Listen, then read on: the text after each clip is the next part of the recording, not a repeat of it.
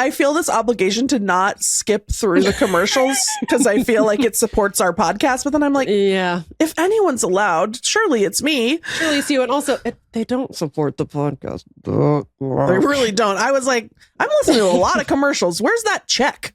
Patreon.com/textmebackpod. Hello. If you want to support the podcast. But yeah, I was listening to this commercial, for Simply Safe or whatever. And then we come back and I was thinking, I wonder if the listeners realize that when we take a break, it's not anything. Like, here's how it goes. We're going to take a quick break. Nope, that's not how it goes. Here's how it goes. We're going to take a quick break. When we come back, we're going to talk about what we're watching. Okay, we're back. Usually I'll move my head around to like signal the passage of time.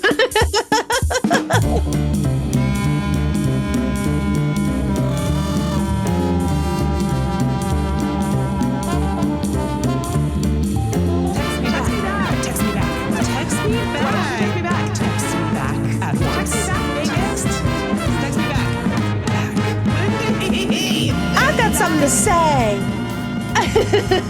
It's friggin' Text Me Back podcast. Right as I hit record, oh my God, I'm getting emotional. I got a text message from my brother that was like, oh, your nephew was saying such nice things about you yesterday. And now I'm like, I don't want a podcast. I want to go find out what it was. Oh no! Do you want to cancel the podcast? I want to cancel the podcast and go see what nice things people were saying, what teenagers were saying about me. The older one. Yes, this is a fucking huge get, dude. Wow. Was he saying that you're an incredible dad-coded boy aunt?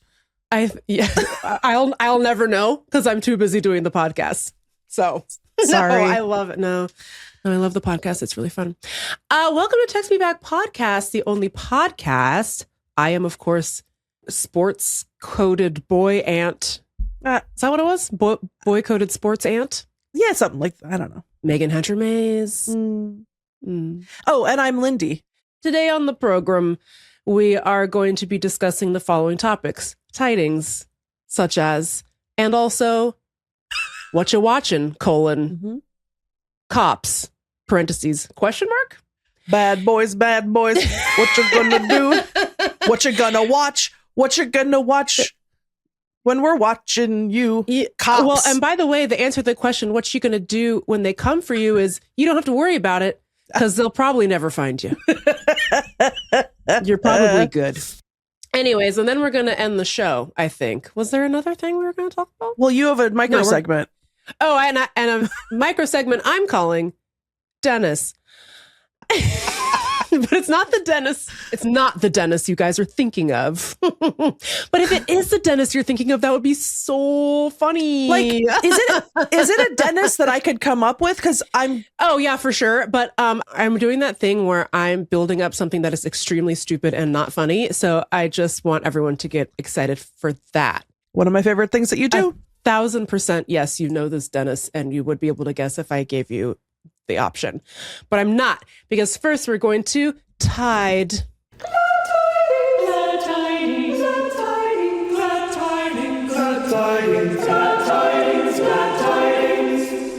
Before I do my tiding, there's a couple things I want to say. One is, I've been reminded of two Jingleheimers. One is Robert.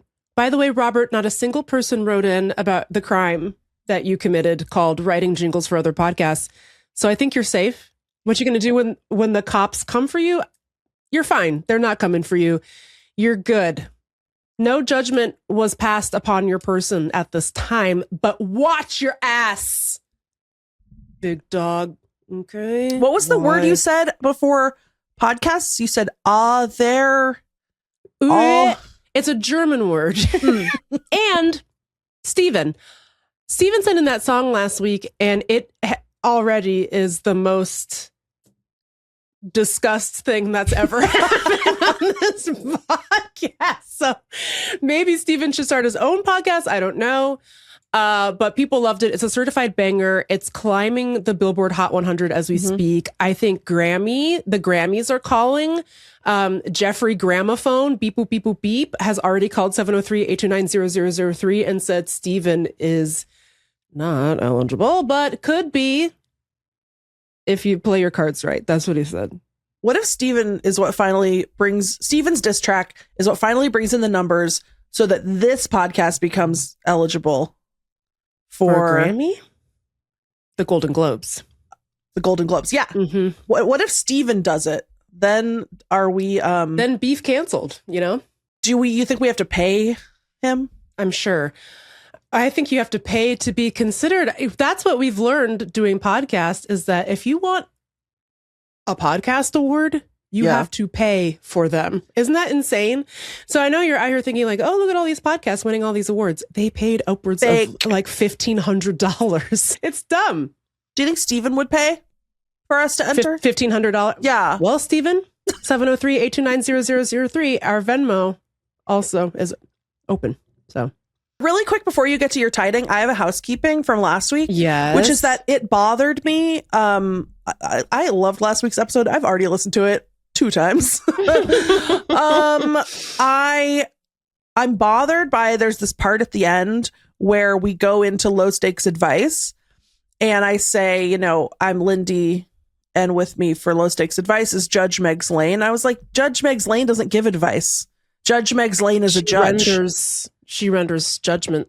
So I was thinking that maybe for low stakes advice, I could have an alter ego. Okay.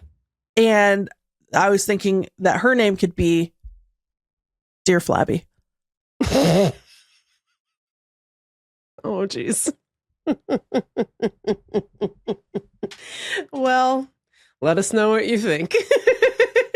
If you need low stakes advice from, as Latrice Royale says, a chunky yet funky podcast host, you know where to go. deartextmeback@gmail.com. Anyway, do you want to know my tiding? So much. It's just a really quick update on ball. So as everyone knows, I got a ball from Julio Rodriguez on my actual birthday. And by the way, 3 days later, I went with a different group of friends to see the Mariners play the Nats here in DC. I did not get another ball, but that's just greedy. But I did meet a really nice lady from Auburn. And it was really sweet because I was like, yeah, I grew up in Seattle. Like, whereabouts are you from? She's like, have you ever heard of Auburn? Like, she thought I would never have heard of it. But it was very sweet. But I was like, yeah, girl. Home of the Super Mall? Hello. Anyways, it was very nice. And she was there with her kids. Her kids were really cute and they were trying really hard to get a ball. So I was like pointing at them to be like, throw them a ball. And they did not get one. It was very sad. But the game was really fun, although we did lose again. But that's fine. Anyways. Megan, can I ask you a question? Yes. Am I a bad luck charm? Don't ask me that. No. Okay. This is a question of scruples. Oh. What if you were sitting by the nice lady from Auburn and her kids who wanted a ball at the first game? Would you have given them your, your Julio ball, or as it's known on this podcast, ball? Ball. Okay. I did not think you were going to ask me that because I'm so sorry, but no. Fuck no. But I did have a thought where I was like, if I get a second ball, I'm absolutely going to give it to this lady and her kids. I already have ball. Yeah. But the first game I went to where I got a OG ball, girl, I don't think so. Your kid, I'm 44 years old. Yeah. And I'd never have gotten a ball. Your kids can wait. They're young. Yeah. That's right. You've been in line. I've been in the trenches for 44 years trying to get ball. Yeah. Take it up with somebody else. By the way, I found out you can go early for batting practice and sometimes the players sign ball and give you ball. So she should have just done that. And I was like, I don't need to be a part of this. You know what I mean? Anyways, so I got ball and I had such a good time at both of these games. It was really fun. What I've discovered is that like a really good thing for my sports anxiety is to go watch sports in person. Actually, it's a lot less stressful, I find. Cute. Or maybe it's just baseball. I don't know. I couldn't tell you. But anyway, it was really fun. I drank a lot of wine. I got some ice cream, not in a hat though. But because DC is such a transient town, the concessions people sell a home team ice cream sundae and an away team ice cream sundae because so many people come to see the other teams. That's nice. So I got a little Mariners sundae with like turquoise crunchy bits inside. It was delicious. Anyways, so when my brother came to visit me a few weeks ago, he brought me one of those ferries that you can get at, what do they call it now? T-Mobile Park. I always want to, it's so dumb. It's like, I always want to call it Safecoat. Like I have allegiance to the first brand. I know. That Megan, it was named after. Megan, it's so weird you say that because I was just thinking yesterday, driving through the U District, I was like, wow, it's really sad that it's not called the Safeco building anymore.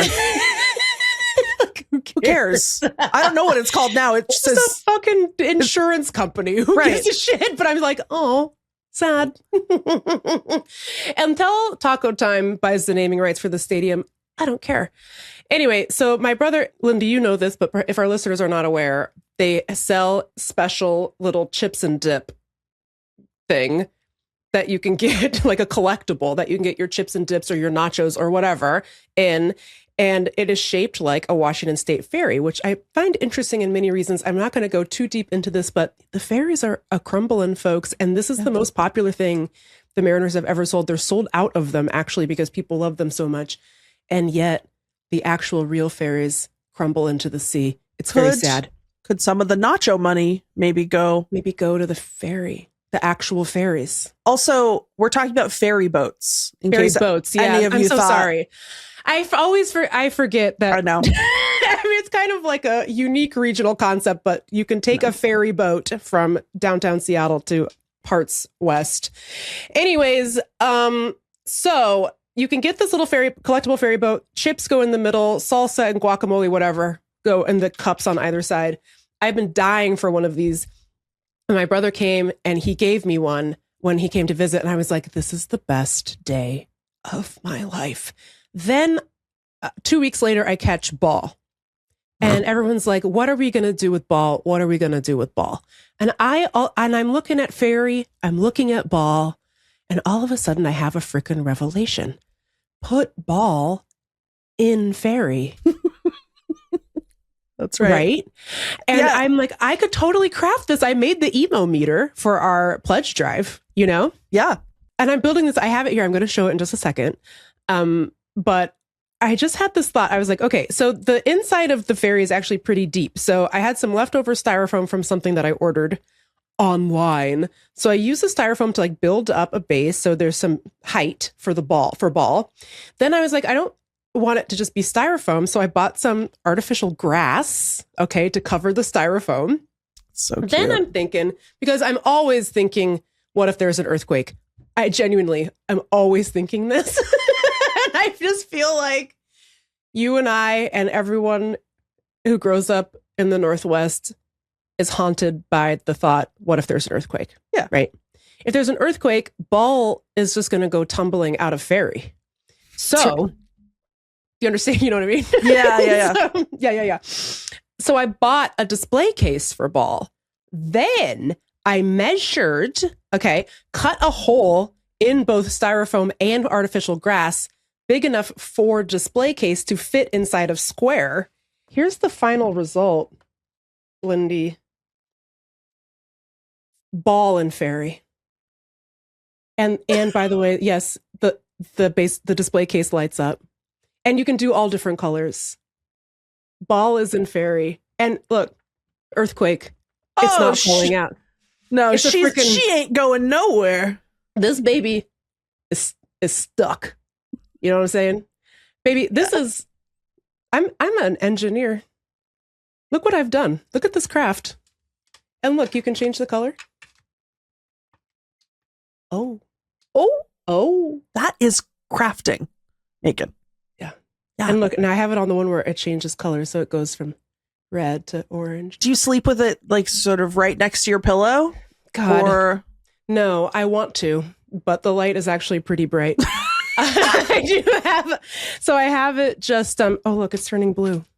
For the Mariners. For the Mariners. I have it up in my living room. It's sort of close to my little Edgar Martinez home plate that I got. What are the Mariners' official colors? Is it like blue and white and green? Navy, and there's some gold involved. I feel like when we were kids, it was like teal. You know, like they do sometimes wear that teal in the 90s. Jersey. Yeah. Okay. They do still. Well, Megan, I'm really, really, really impressed I couldn't be more thrilled at how this all turned out.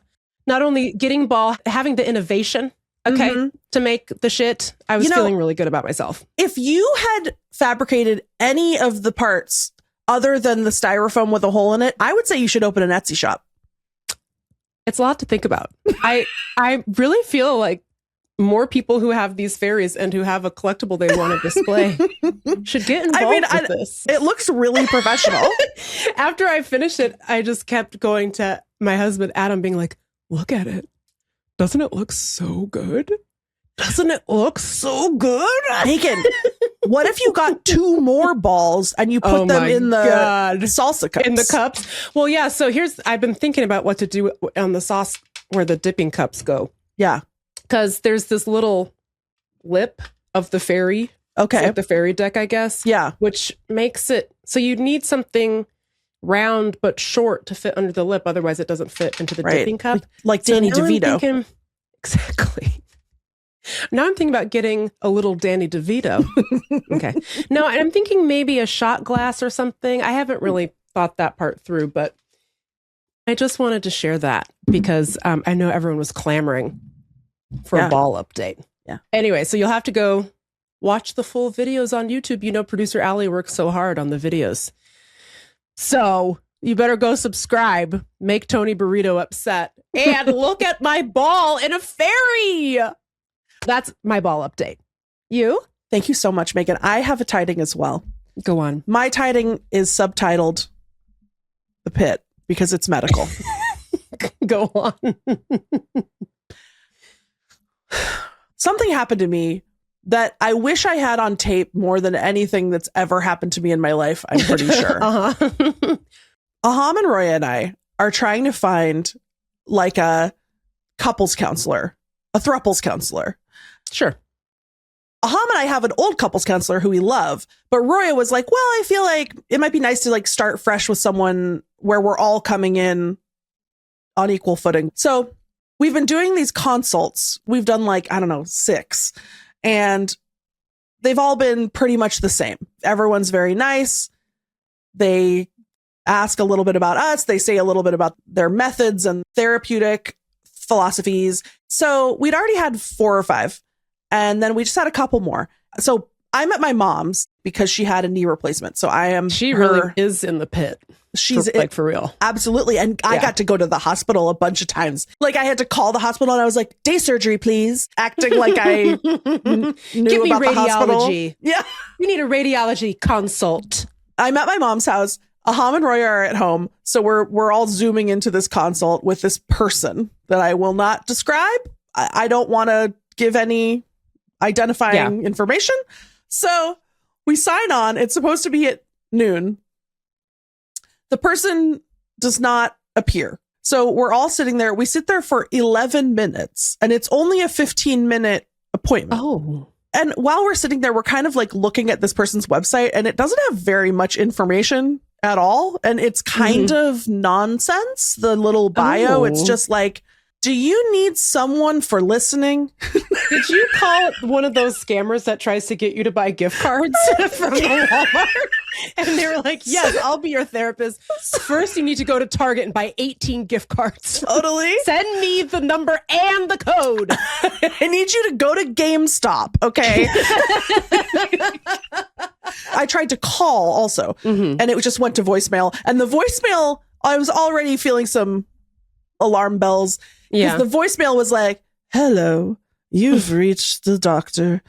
If this is an emergency, you can call 911. Like, which is where I am as well. So then we're sitting there. Aham and Roy are like, look, we've had enough other consultations. Yeah. Let's just call it. We don't need to meet every single person. I say, yeah, good idea. So they sign off and I'm about to close it. The second they log off, this person pops up. So I texted them and I was like, they're here if you want to come back on. And the person is like this.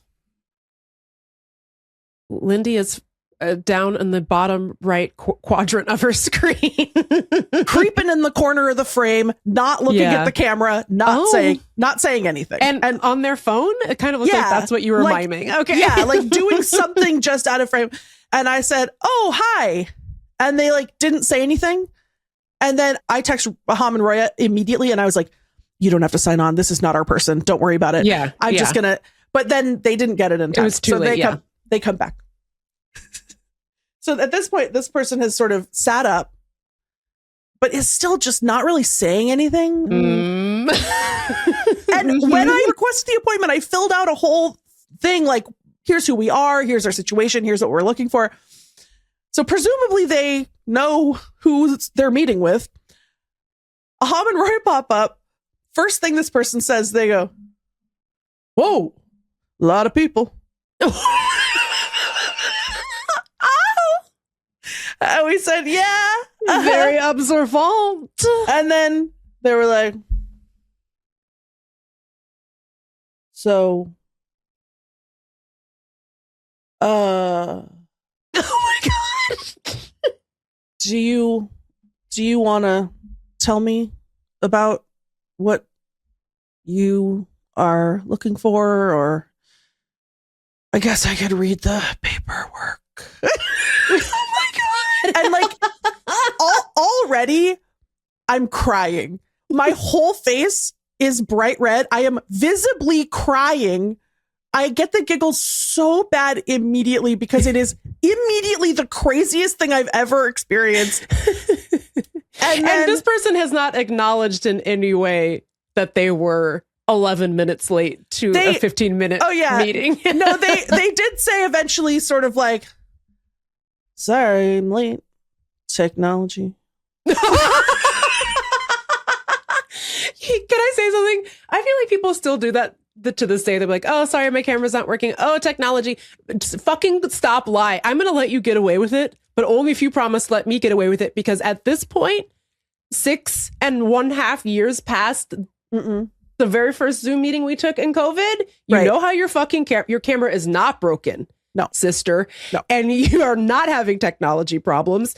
You are lying, which is fine because life is a curse and we are all burdened. But at this point, don't even acknowledge, just don't turn the camera on. You don't need to be like, but I'm just saying everyone knows you're lying. And I think we've all, actually, here's what I really am saying. We've all entered into a compact where we're all lying and we all know it, but we let each other continue because we are also lying.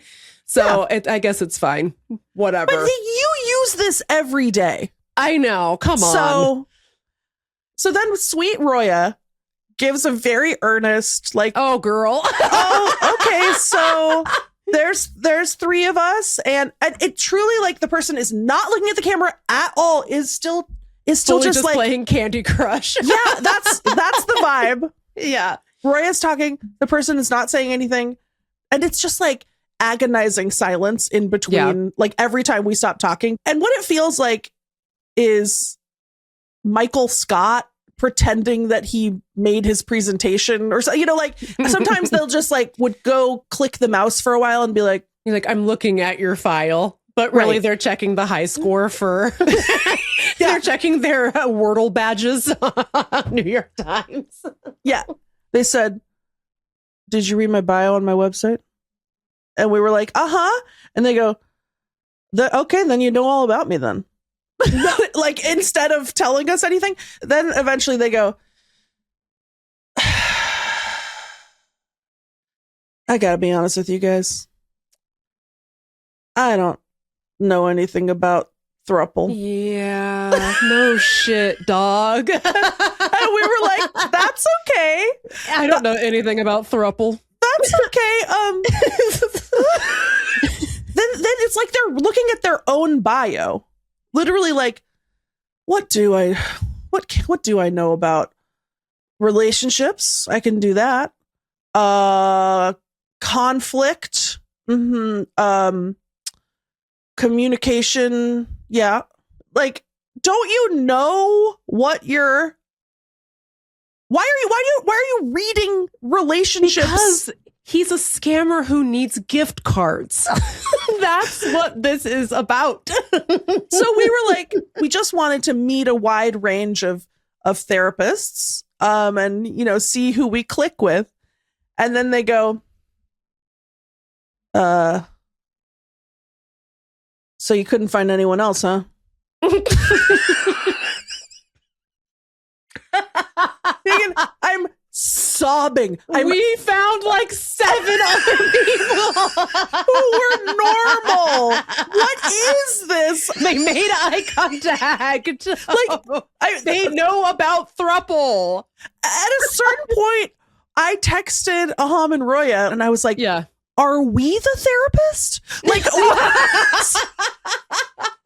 what is happening? Like, are you not a therapist? Because really there is no, like, their website has almost nothing.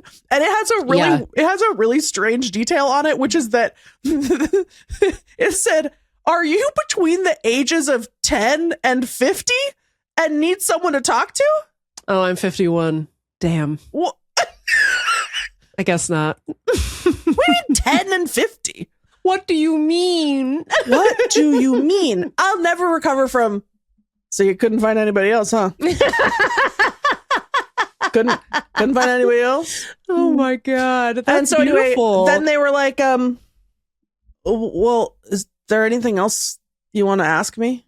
And we said, no, definitely not. I think we're okay. We'll be in touch if we want to work together. And they were like, okay, bye. Like, and I'm making it sound like more unfriendly than it was, because it wasn't even actually like, they weren't unfriendly. They were just bizarre. They were bizarre, and they were like, came down from Mars. Yes, and they, much like Resident Alien, ate the doctor. Okay, yes. Killed the actual doctor, and then shape-shifted into the form of Doctor, and then went on there and said, I don't know about throuple. Because that's what they thought a human doctor would say. I gotta be honest with you guys. I don't know what day it is. I gotta be honest with you guys. It's so funny. And it was like then, like, I had to keep turning my camera off because I was like, my camera and mic, because I was like, luckily I don't think they were looking at me. No.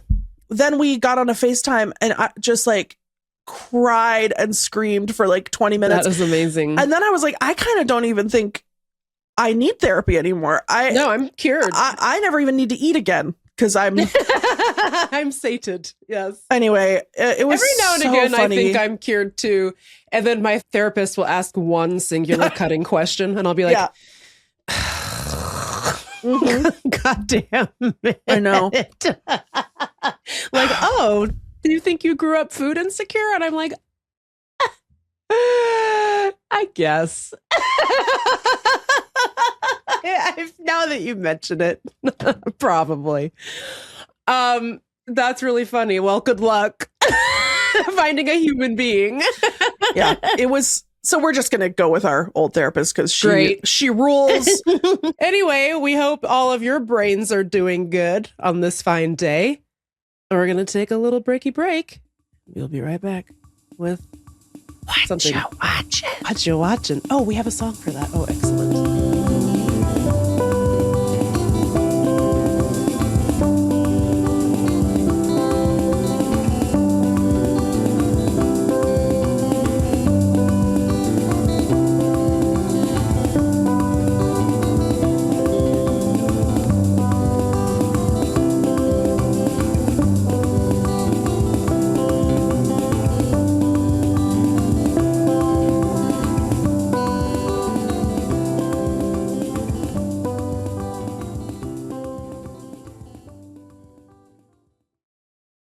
Okay, we're back. Do I have the song ready?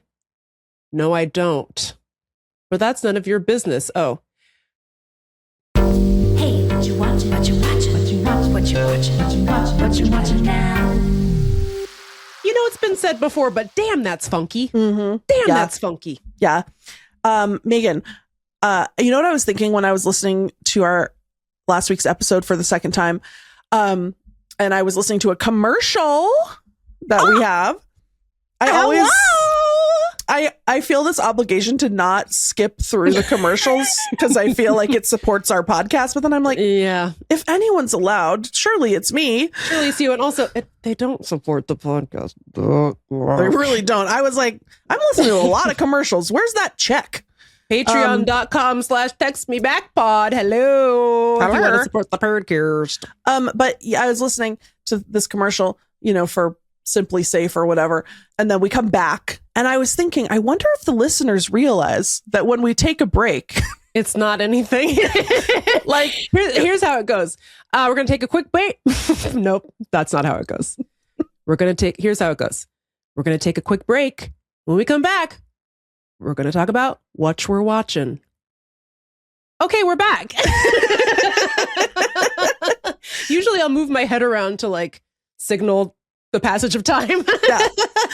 I was like, oh, I wonder if they think that we like get up and go to the bathroom. No, we don't do that. No. Well, so the way it works, we just record this all the way through and then producer Allie chops it up. It's easier for her to have like one big file. So we just sit here for a whole hour. But it's not like the old radio days where they'd say we're taking a break, and they really would. They would press a button and play some commercials. Yeah. And the DJ would go take a whizzer. Good for him. Good for him or her. Anyway, Meagan, what we're watching?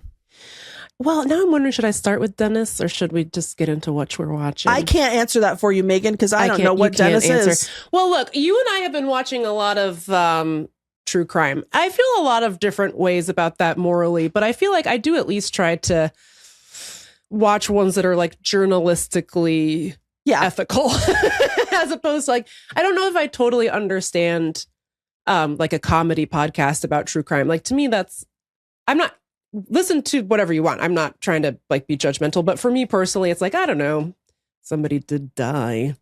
Yeah. So I also have a hard time, even though it's such good TV, but I have a hard time justifying like First 48.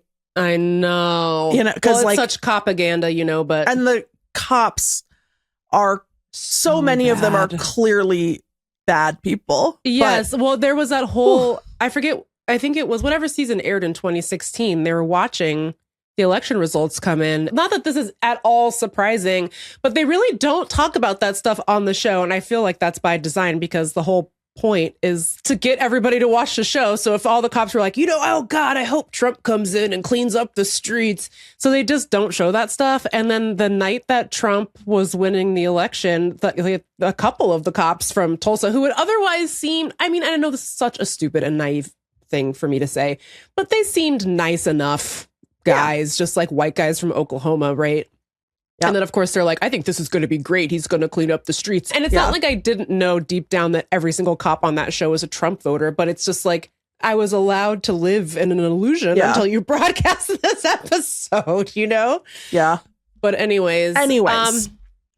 We love the podcast Case File. I feel like that's done very respectfully, although it does sometimes err on the side of propaganda. But also, I do feel like the host of that show will be like, the cops did so bad. Yeah.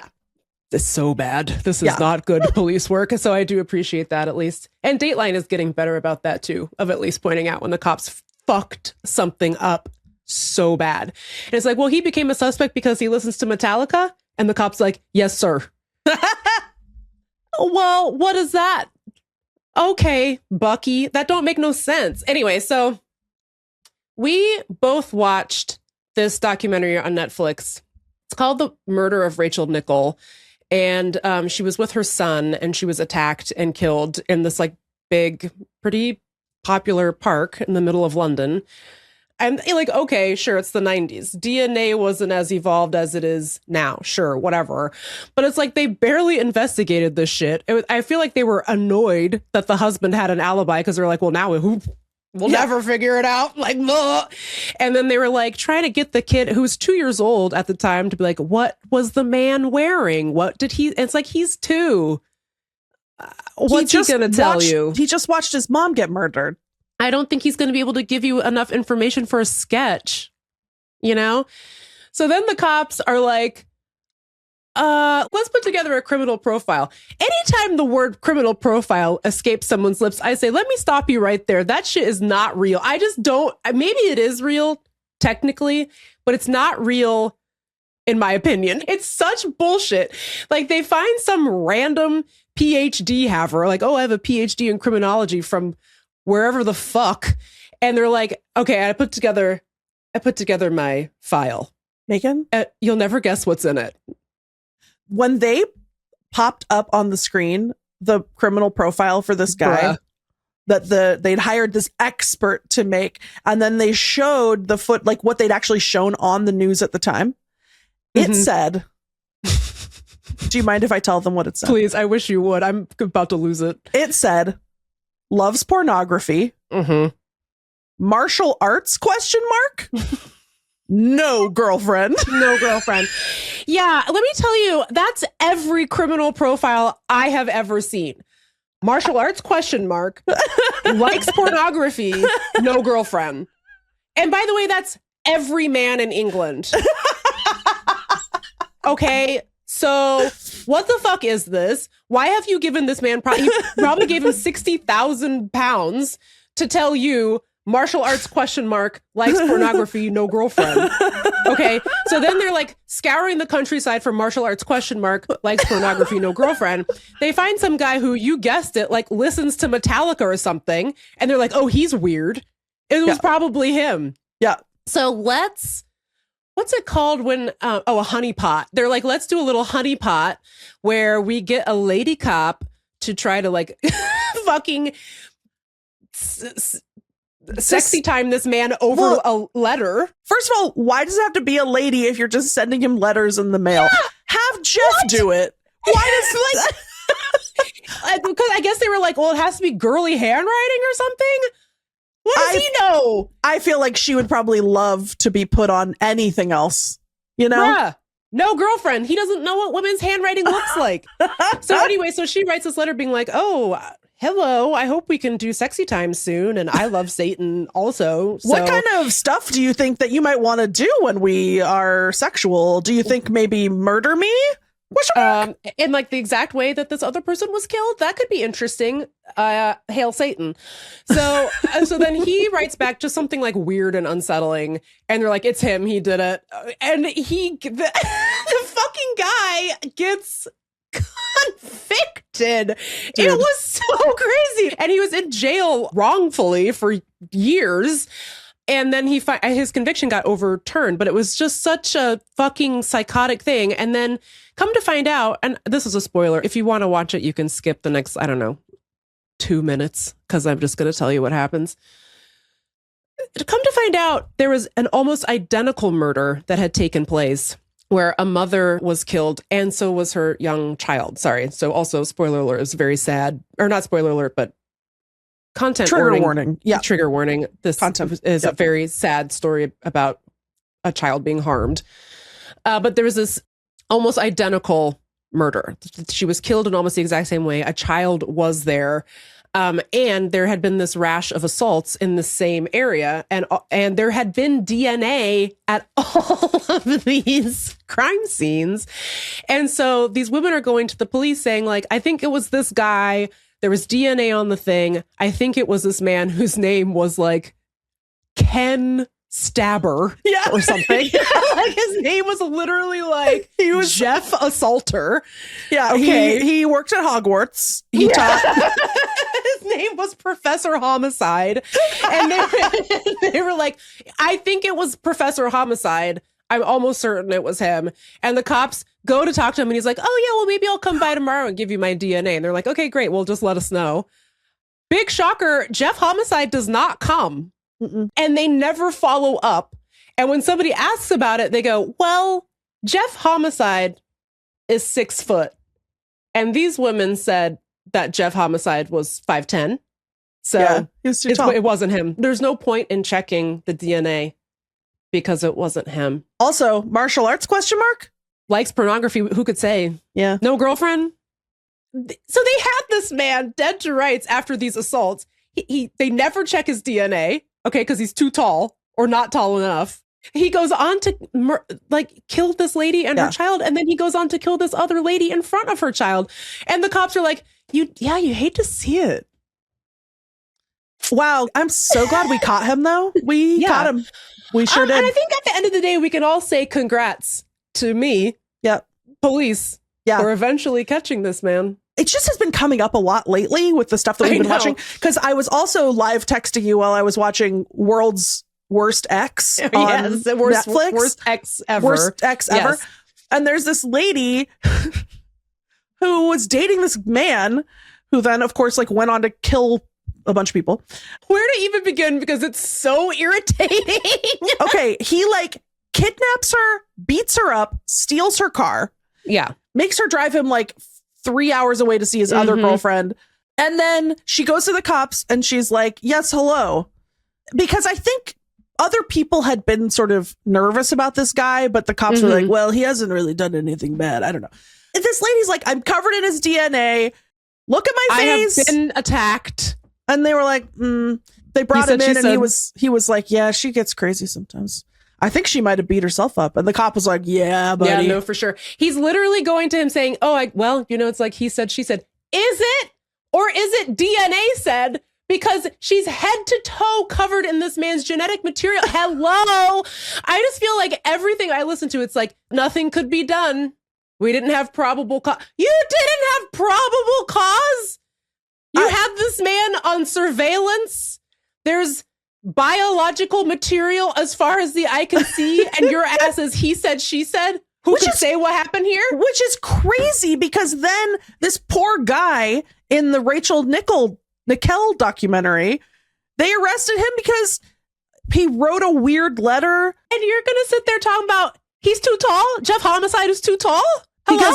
Because Colin wrote a letter to your honey trap saying, I'm so horny. Hello? And then they say, oh, we have to give them $1 billion more. Yeah. Why? They don't even solve the crimes. They haven't solved any crime. They say, aren't we so smart and good? Aren't you so glad we solved the Green River killer and we caught BTK? Did you? Did you? I don't think that you did. They always say, oh, we caught BTK. No, you didn't, dum-dum. BTK... BTK was sending these fucking people letters being like, hello. Speaking of genetic material, ceiling to floor, my God, he was leaving it everywhere. Okay, like it was nuts. There was eyewitnesses. And these people were seeing Dennis walking all around with homicide weapons and like rope and stuff, and then they're like, who could say who's doing it? We'll never crack the code. The way they found him was he sent a floppy disk to the cops with his name on it. It had metadata that said, I am Dennis. I feel like it was not even metadata, it was just a file, like a Word file that said Dennis and with his fucking address on it. And they say, thank you, Mr. Police. We solved that. Get out of here. I can't. It's so annoying. Freaking Dave Reichert is, I caught the Green River Killer. I caught the Green River Killer. Did you catch him or did you let him roam free for like 37 years? And we're supposed to be proud of you? Also, I don't even think he really caught that guy. I feel like he's taking credit for some shit that somebody else did.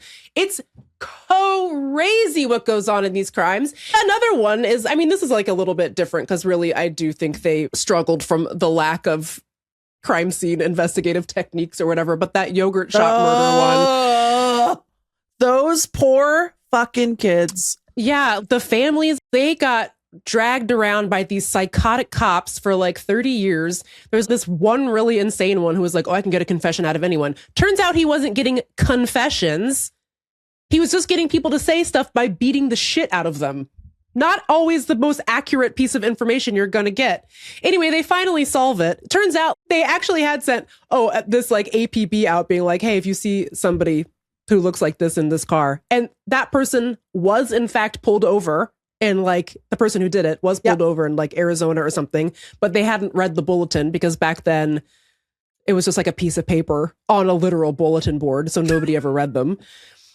So the cop was like, have a good one. Bye. And so the murderer just got away immediately. He died by suicide because he was about to get caught for something else and go to prison. But instead of doing that, he died by suicide. So anyways, but it's just like, read the paper. Read the bulletin board. What else do you do all day? Like, especially in the 90s, you didn't even have Candy Crush back then. What are you looking at? And what are you sitting in your fucking patrol car? Read the paper. This isn't related at all, but I assume you've watched The Crash. Oh boy. Oh boy. Oh boy. You know, I'm not a parent. And so I don't know what goes on in the raising of children. But I do believe something has gone very wrong in the raising of that child. What's her name? Mariah or something like that? Mackenzie, who was a teenager at the time. And now she's like, what, 21 or 22 or something? Yeah, something like that. She's still really young. All gas, no brakes, drove her Honda like 100 miles an hour into a wall. And her two passengers, one was her boyfriend and one was their friend, died. She lived and was like, oh, I had a POTS episode. I know, POTS in the news. POTS and I said, making headlines. As a newly diagnosed POTSy, I'm going to have to ask you to shut the fuck up. Okay. Yeah. I mean, look, the P in POTS stands for postural. For me, it's when I change my posture from sitting to standing or laying down to standing, and I have like a little dizziness episode. And I'm sure there's many types, so I don't want to cast aspersions on any types of POTS, but I'm just sitting here watching this like, you were just sitting there, and you're telling me that the way that this manifested was you became a lead foot. Yeah, the POTS caused your foot to go, pew, zoop. Zoop. And then the POTS also caused you to pull the steering wheel back from your boyfriend because the car's black box data shows that there was some sort of struggle over the steering wheel. And somebody at one point kicked the car into neutral and then it went back into drive. Mm-hmm. And that was a POTS event, you say. Meanwhile, her father, Mackenzie's father, shows up for taping this documentary wearing a shirt that says "Boom" across the front. I didn't notice that. Yeah. And he and her mom are just like, I just don't think she could do something like that. The only bad thing she ever did was she had a lot of attitude. And I was like, oh boy. Oh boy. It was a rough watch, Meagan. Rough watch. Dark times. Anyway, that's what we're watching. I'd love to know what crime shows you're watching and how pissed off you are at the police. Because these fucking people are pissing me off. Speaking of the police, I just want to say one thing and then we got to wrap this show up. I was driving. This has nothing to do with anything we just talked about. And I want to emphasize it's really, really stupid. But I was driving around my car. Is this your micro segment? This is my micro segment hang on. Crazy lady living in a bag. Okay, look, sometimes I drive around my car and I have these insane, stupid thoughts. Actually, sorry, let me start over because that's about to be really mean. Sometimes I just have these insane thoughts that I like to call Lindy thoughts. Because sometimes you'll just text me just whatever, like whatever thought even just crosses your cerebellum. You're like, boop, boop, boop, boop, boop. Meagan, do you think an eagle feather is haunted? You know, like shit like that. And I always know it's you because like if I'm doing something else and I'm wearing my watch will give a little notification and I'll get like Meagan, Meagan, do you think that if a coyote saw me walking my mom's dog, it would think I'd like to eat that dog, but it's friends with the biggest monkey I ever seen? Or what do you say? Damn, cricket is cheeked. Oh. Like shit like that. And so every now and again, I have a thought like that. And I'm like, damn, Lindy thought. So, but it's kind of like that and kind of not. But I was just driving around and I just had this thought. Why did we talk about Dennis Franz's butt for so long? In 1997 or whenever that was, Detective Sipowicz, played by Dennis Franz, took a nude shower. And don't we all shower in the nude? Okay. And they showed his butt on broadcast television. And it's looked exactly like what you think Dennis Franz's butt would look like. I want to say we talked about Dennis Franz's butt for 18 months straight. Yeah.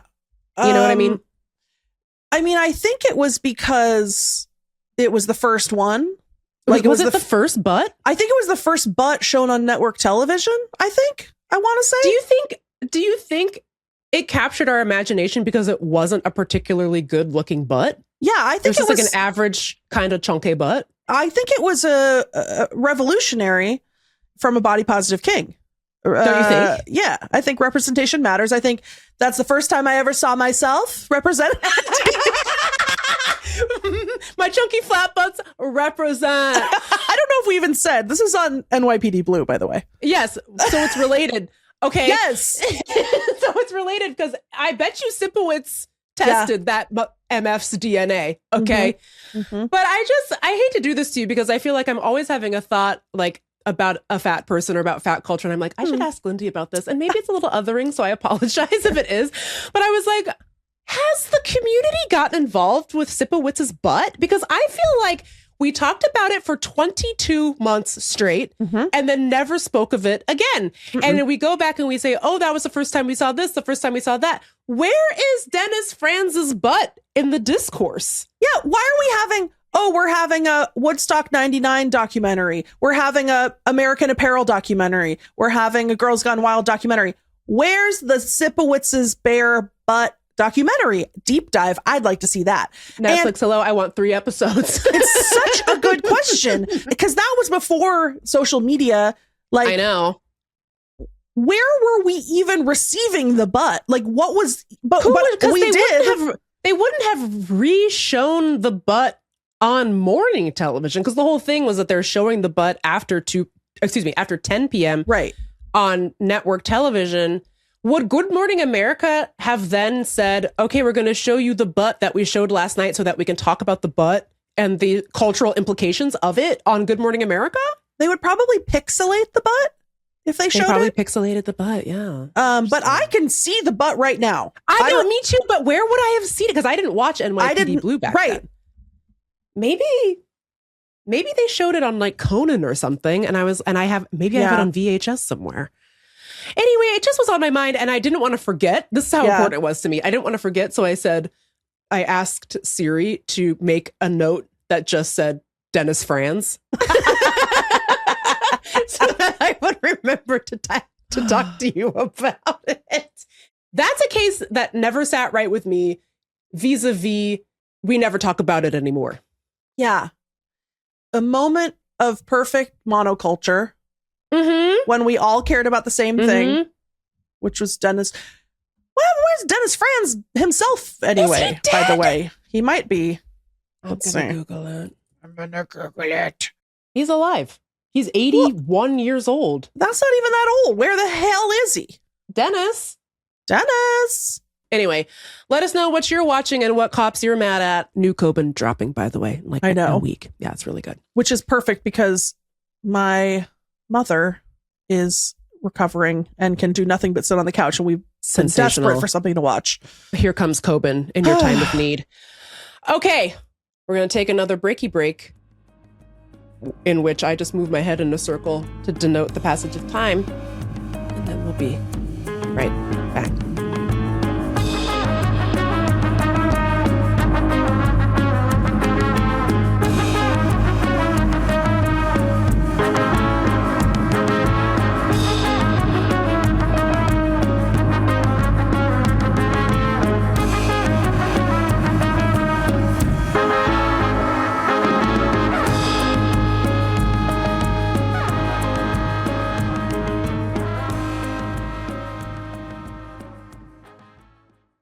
We're back. Okay, really quickly. I know you got to go. I just want to say World Cup is happening, and it's been an absolute delight to watch. I know not everyone who listens to our show watches sports. I should clarify, it's men's World Cup. There's so many wonderful stories. There's like countries who have never been in it before. Like Cape Verde got their first goal in World Cup history. It's so exciting. It's so fun to watch. I hate the US. It's weird because I feel like when it's the Olympics, I get a sort of creepy and surprising nationalist streak where I want Americans to win everything. But for World Cup, I'm like, ugh. I just feel like that would be such a downer if the US won. Yeah. You know? No, so we I don't want that. Them to. No. But I'm sure this is a CIA psyop or something, but it's been so lovely seeing all the videos of like Europeans in America, like discovering things about America. Where they're like, oh, maybe this country doesn't suck balls. Like, it's really nice. The Scottish people have taken over Boston. Boston doesn't have any beer left in it because the Scottish drank all of it. The Europeans are discovering ranch. So they're like shipping ranch back to Europe and like getting separate suitcases to bring ranch back to England. Smart. People are going to steakhouses and they're like, medium rare. Do you guys know about this? So it's been really lovely. And I was like, yeah, it could be like this all the time. It's really sad. I mean, that's just been really nice. I am enjoying. Write in, let me know who you're rooting for. I don't know if this is problematic, but I think I'm rooting for France. Let me know. Didn't you say you saw a guy's bone come out? Yes. Unfortunately, yesterday the vibes came down hard. So where we are, it's June 19th. Happy Juneteenth, by the way. Yes. Yesterday, ally. I'd like to say we weren't scheduled to record today, and Megan requested it. I changed it. Yes, I did. I changed it. This was not a microaggression. Maybe it was an internal microaggression. I don't know. Yesterday, Canada was playing Qatar, and a Qatari player slide tackled a Canadian player from behind, missed the ball, hit the guy's leg. It was really gruesome. I was watching it live and I just thought, why does his foot look like that? And then they cut away and I said, oh no. And I think if he hadn't been wearing the sock, we'd be looking at something pretty bad. But after the Canadian guy came out, they scored like 3 more goals and they won like 6-0. So it was really a beautiful tribute to their fallen comrade. Well, that's nice. Or maybe that guy was trying to throw the game. What a horrible thing to say about a man who's been grievously injured. Why did I say that? He's only, I don't know. I haven't gotten an update. I don't know what's going on with this man, but he's only 24. And if it was, in fact, a compound fracture, it could be a career ender. So it's really sad to think about somebody that young. But the games, like the vibe of the games has been really up, really positive. It's really nice to see people like, sorry to be this person. Maybe I'm just being annoying, but some British guy said this, and I think it's right. Like, what people are discovering is that America as a concept and as a country sucks. But Americans are different. It's like two separate things, America and Americans. Like, there's a lot of shitty Americans. I'm not trying to say that we're good, because we're not. But it's been very heartening to see Americans being helpful on like an individual level to like people not knowing where to go. That's or like so what train to take, like being like, oh, don't go to Chipotle. There's a really good local place over here. Go here. But like they all love the fast food too, because they don't have the same stuff over there. So like one guy got Chick-fil-A and he's like, oh shit. I'm like, yeah, dude, they put cocaine in the Chick-fil-A. You got to be careful. Anyway, so let us know who you're rooting for. I really shouldn't talk about sports I don't know anything about, because this is a very quick accountability moment. Like 2 weeks ago, I was like, oh, I'm watching the French Open, and this guy, Zverev, looks like a East German villainous Josh Holloway. And I thought he was just like a normal tennis player. Turns out he's an absolute demon from hell who commits grievous interpersonal crimes against his domestic partners. And I said, I had no idea. Listener Victoria Vassal, who we went to high school with, had to message us to be like, he sucks, actually. So I take back. Zverev stinks. And so it's possible the whole team of France sucks too, and I wouldn't know.